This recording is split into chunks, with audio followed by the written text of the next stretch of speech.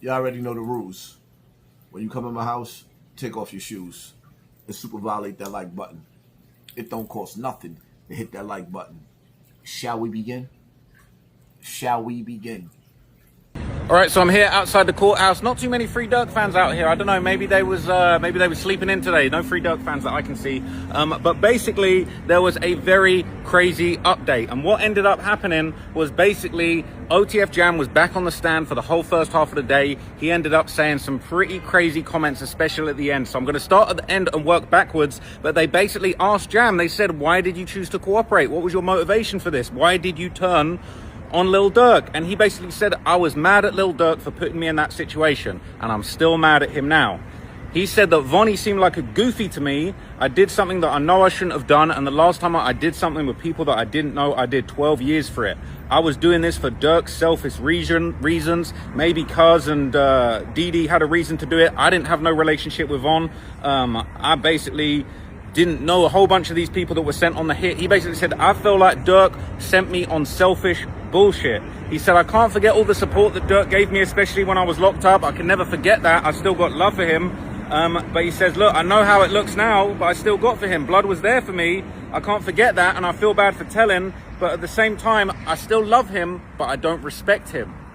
He said that he could be killed for his testimony for cooperating, and then he also kind of pointed out a couple of things that really just motivated him, that why in this occasion did he decide to tell. He explained there were multiple reasons. He said he felt like the hit was done sloppy. It was done with people who shouldn't have been there. Obviously, he said that he thought Vonnie was a goofy, and he said there's a big difference between doing something to somebody that you don't like, but he said in this case he felt like Lil Pab ain't have nothing to do with it. He said he felt like an innocent man got killed, and it weighed heavily on him. He wanted to get it off his chest. He said he didn't think it was guaranteed that he would get caught, but he thought about it. He thought it was hot. He said, "Why do we go and do this in LA with all them rich people and actors around?" He said that was a bad place to do a hit. So the prosecutors actually asked him, they said, "Look, you testified and you pled guilty for your role in the LA shooting as well as 2 other murders.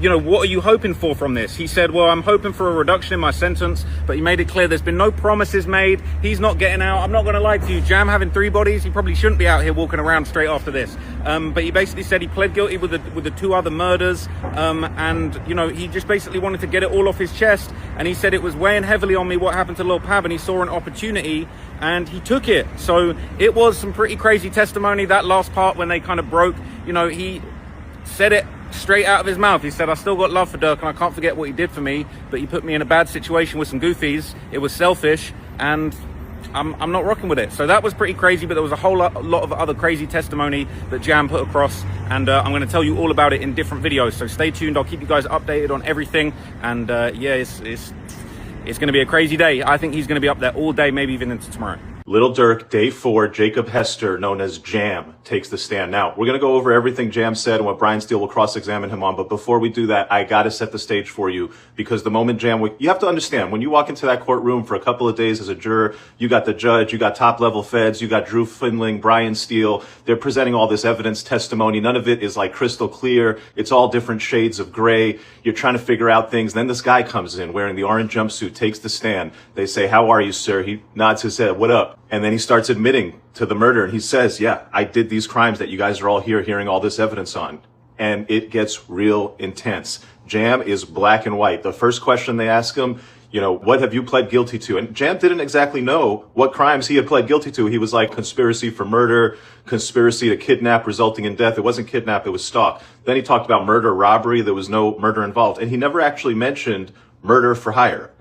Interesting. So Jam couldn't even really define the crimes that he was trying to plead guilty to, or that he has pled guilty to. What he was able to do quite clearly was point out the defendant when they asked him, "Hey, do you see anybody in the courtroom who you did this murder with and who helped you plan it?" He said, cold, low, dead tone, Durk. Who else? He identified the other defendants. Throughout the rest of his testimony, he would go on to put his head down. He'd just be shaking like this. And when he brought his head up, you could see the look of disbelief in his eye at the reality that was around him. Then he went into, this testimony started with his childhood and this gang that he was in and the rites of passage, but That stuff we can get into. The key points that I want to talk about is what he said about Durk, including the bounty. The centerpiece of this testimony, no doubt, was Jam testifying that about a month after he got out of prison, he's at this Atlanta studio, and Durk's there, and Dee Dee's there, Will, Duty Low, and he said maybe this guy Twin. Now, according to Jam, Durk starts talking about people are trolling Sly Vervon,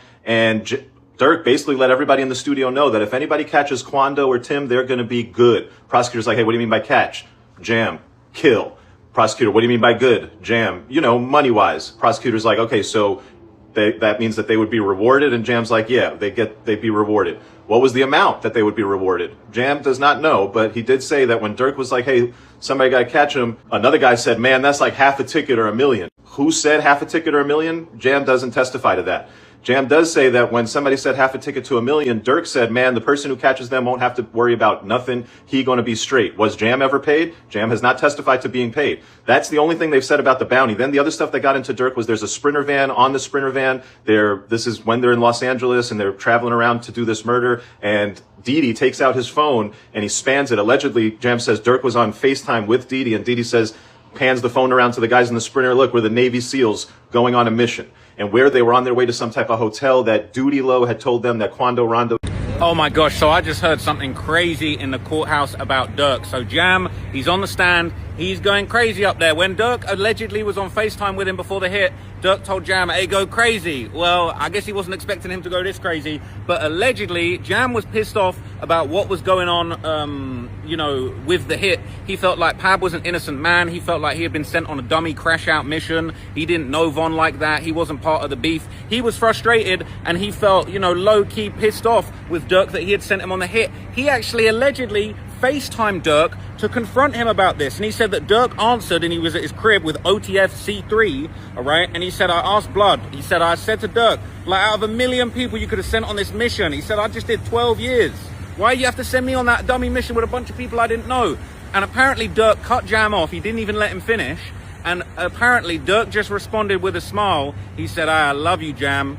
He said, y'all didn't hit Quando, but you hit Pab. Pab counts. He was on the internet saying he was smoking on Von. And he can't say that no more. And he was just smiling. He said Pab had been disrespectful about Von's death and that basically it counts. That's apparently what he said. And Durk was smiling at him on FaceTime while that was going on. And what's crazy is Pab later said the reason why he told is because he felt like this whole thing was weighing on his conscience. They killed an innocent man. Pab ain't have nothing to do with nothing, but Lil Durk allegedly didn't see it that way. Now look, if you've seen the long 4-hour documentary I did probably like 2-3 years ago now, I've known about this case for a very long time. I did a documentary called Demon Slayers, all about King Von and Lil Tim and all of the things that have been going down in Savannah, Georgia before this happened. If you've seen that, you'll know that no disrespect to Lil Pab or his family, but he was on a Clubhouse call with OTF members dissing them. He put up a few tweets that were kind of making fun of King Von, and he was standing on business with the Rolling 60s in Savannah, Georgia. He had his own RICO case that he was going to be facing. If Pab was still alive, he might have been facing these RICO charges to do with a car theft ring. That's no disrespect. That's not to say that he deserved it. He wasn't there when Von got killed, and this didn't sit right with Jam. Apparently, basically, Jam kind of thought, this isn't what I called about. He was surprised that Durk was talking so hot on that phone. He said, I called to ask why he put me in a situation with goofy dudes that I didn't know. And then he just starts talking about, yeah, I love you.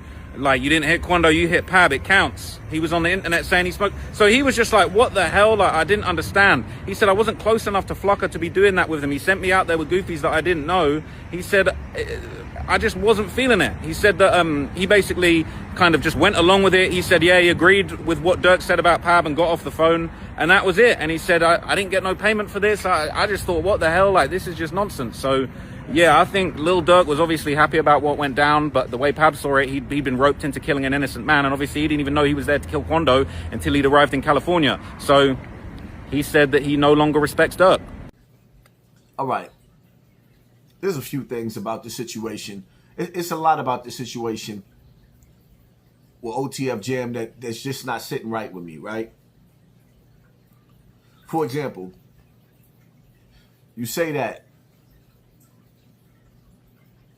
after the hit, you get on the phone with Durk, and your number one question that you asked him is, why did he send you on a mission with them goofies? Why did he send him on a mission with them goofies? And instead of asking him, where's my money? You promised me some money. See, this is what was not sitting right with me, because for one, when you sit down and you analyze the situation, Vonnie orchestrated this hit with all of them together. Vonnie, the one that he called the Goofy, was the ringleader. Little Durk didn't give the instructions and let everybody know where the hit was going down, where they located, and all the rest of that. He didn't know none of that. He told them clearly as day, don't put nothing that y'all doing in my name, because there was a decision that was already made. Let's be real now, right? Let's not act like Durk didn't have some fears about what these niggas was doing coming back to him. That's why he stepped to OTF Jam in the bathroom and told him, yo, you bugging out. You're wilding. And then what did you hear? He distanced himself from him. You're bugging out. You're wilding. Right? Because Durk is smart enough to know, because he already been in jail with King Von, and they already had bodies looming over their head already. Some of the same ones that the feds is waiting for this case to be over for, to come back and get Durk for again already. So Durk wasn't just ready to go out there and gamble and throw everything away. Another thing that stood out to me in this situation, right? When you hear the judge asked him a question, or they asked him a question of what was he being charged with, or rather, what cases was he cooperating for? He didn't even know what he was cooperating for. He couldn't even give all the details of the cases that he was cooperating for, because he'd been working with them from the penitentiary. He'd been working to take from like, if you really pay attention, he's been a informant, and nobody know how long it's been since he's been termed. His excuses for the crime. Now here it is. Little Pab is a top shotter. We're not sitting up there acting like he went out and he hit some school teacher like them dummies that did in Long Island, that was down with La Brim and all the rest of them. No, you caught Little Pab. High ranking on the list. So when you look at the stuff that Jam has been already locked up for, like when he was young, you caught a robbery. Because one of your co-defendants said, nah, he seen my face at a young age, you head tapped him. You turned his TV off, head tapped him at a young age, which makes you a cold-blooded killer. And now you understand, talking about you still got love for Durk, but he made you mad because he sent you out there with some lames. You had a choice. You didn't have to be around OTF, but you wanted that lifestyle. You liked that lifestyle. The only problem is that came with that lifestyle is that you felt that all of them dudes, all of them that you was running around with was beneath you. You had to get in line. But the reality of it is, you love that lifestyle. Now, when you listen to the story, check it, right? You listen to the story. He's around Durk. Durk around industry niggas. What he say? They see Tory Lanez, and Tory Lanez got some of his entourage. And what does Durk say? I mean, what does Jam say to Durk? Damn, I'm going to start getting these niggas for their jury for you. I'm going to start getting these niggas for their jury for you.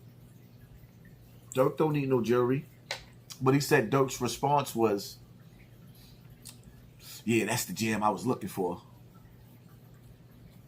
So you think that you're going to make me believe that Durk was just going to let you run around and rob his industry friends and give him a bad name when there was no reason for that? Come on, son. Right now, Jam is fighting for his life, literally. The rest of his life. There's other things that Jam is jammed up for that we don't even have a clue. That's why he can't even answer correctly and say exactly all the things that he's facing. He just know that he loved Durk, but he couldn't live with what he did with little Pat. Look at that nigga. Look at him. Most of us, we kind of like some people. You know how you like you don't know about them. They got the rock to sleep game. Jam looks like a psychopath. Jam looked like a stone cold killer. If you come from where I come from, you don't have to be a killer to recognize that one right there. I don't know about him. So all the excuses that he making on the stand, blah, blah, blah. Blah. It hurts my stomach to see a nigga of Jam's caliber break, bend, and fold like that. But it is what it is. Because these dudes will sell you like they top shotter. And he was top shotter. But when it's time to stand on business, put that chin up, that chest out, and face the music, niggas be turning into la la la la la la la la la la la la la la la la la. Now, one of the main questions that I would definitely ask if I was the lawyer and I had Jam on the stand is if when you was in jail, right? There's something to think about for the jury. When you was in jail, Durk was setting you out. He didn't even know you. When you came home and you sat down at the round table, the nigga gave you $50,000 because he had it like that. Put you down with the team because thorough niggas want to keep thorough niggas around them. See, me right now, if I had some thorough niggas, like some real thorough niggas, not these watered down old niggas that did things back in the days, and then when it's time to, like, if it's a possibility that it's going to get on and it get lit, they start politicking with each other, and oh, he going to get us in troubles and all the rest of that. If I had, let me tell you something. If I had some thorough niggas that was worth it, that I know that would stand tall, I'm not looking for them to get in trouble, but I'm looking for you to get in trouble. If I'm out there and I'm moving around, yeah. You think I wouldn't drop 50,000 on some niggas to make sure that my life is safe when I'm moving around? You can't put a price on your life. And one thing about it is, Durk, no, Chicago niggas is a different breed. And when I say they're a different breed, it's because anybody can get it. They don't care who you is, how big you is, how big your reputation is. Not like New York, where they tell you, oh, you take the head off the snake, the body falls. Nah, that's not like that in Chicago. Anybody can get it. So for me, if I had the money, of course I would have sat up there and said, yo, this nigga's a top shotter. I need him in my team just in case. Yeah, you want some Navy SEALs on your side. So the question is like, okay, so this man gave you $50,000, right? He gave you $50,000, and when he gave you that $50,000, after you dropped the body, you called him on the phone. You asked him, why you sent me on a mission with these with these goofies? You didn't want your money? You didn't ask him for your money?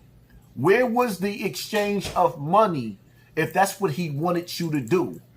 He told y'all don't put nothing in my name, don't leave nothing that y'all did back to me because that was a decision that y'all made on your own. That was not his decision.